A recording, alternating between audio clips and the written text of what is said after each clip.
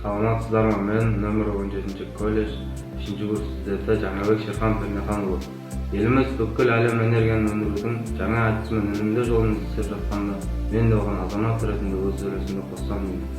Электр энергиясын өндірудің дайын әдістерін халық арасында насихаттау, елді үнемшілікке шақыру. Ата-бабаларымыздың судың да сұрауы бар деп тегін айтпаған, келер ұрпаққа да жеткізу.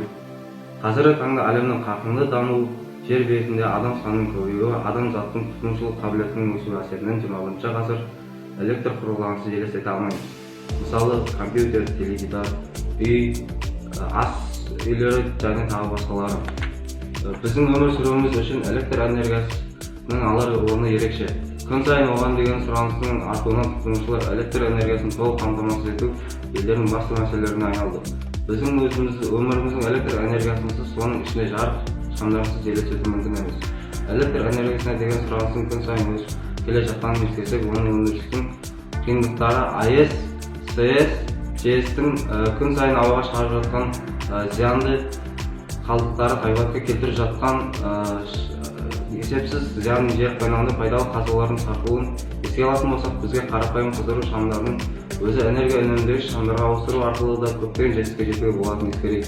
Мысалы, энергия үнемдейтін шамдардың тиімділігі өте жоғары және шығуы қарапайым қыздыру шамымен салыстырғанда 5 есе көп.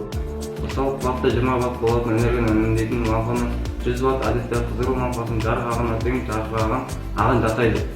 Осы ара қатынастың арқасында энергия үнемдейтін шамдар сізге бір уақытта таныс бөлмені жарықтандырудың 80% үнемдеуге мүмкіндік береді.